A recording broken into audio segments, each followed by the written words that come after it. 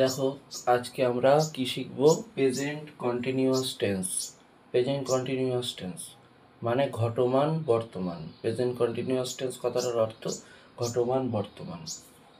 বাক্যের শেষে করছি, যাচ্ছি, খাচ্ছি ইত্যাদি থাকলে অর্থাৎ বর্তমানে কোনো কাজ চলছে বা ঘটছে বোঝালে এই টেন্স প্রয়োগ হয়।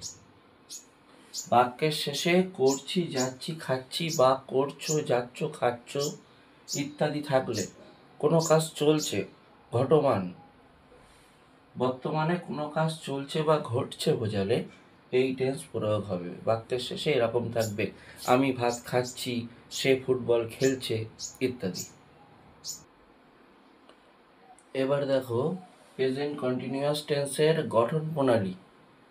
গঠন প্রণালী প্রথমে কি আসে? প্রথমে আসে সাবজেক্ট, তারপর অ্যাম, ইজ বা আর হবে এই টেন্স গঠন করতে গেলে। তারপর হবে ভার্ব, ভার্বের সাথে আইএনজি যোগ হবে অবশ্যই। করছি, খাচ্ছি, যাচ্ছি হলে আইএনজি যোগ হবে। আর ভার্বের সাথে আগে কি হবে? অ্যাম, ইজ অথবা আর প্লাস অবজেক্ট। এই টেন্সের নিয়ম এটা।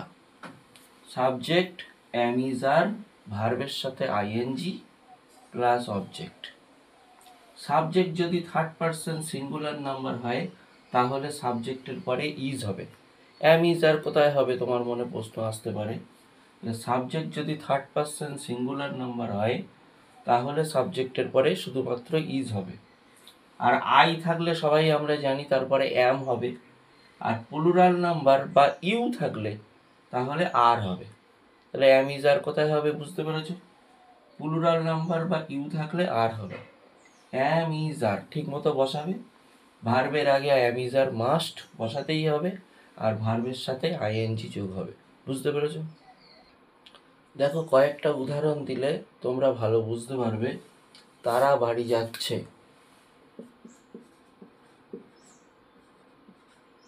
দে আর গোয়িং টু হোম। দেখো আর হলো কেন? দে আছে প্লুরাল নাম্বার, তাই আর হলো। Going to home.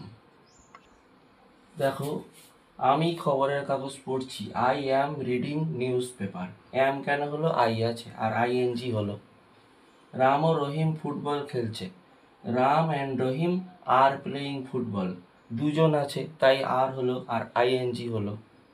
সে স্টেজে নাচ করছে, she is dancing on stage. এখানে শি আছে থার্ড পারসন সিঙ্গুলার তাই ইজ হলো।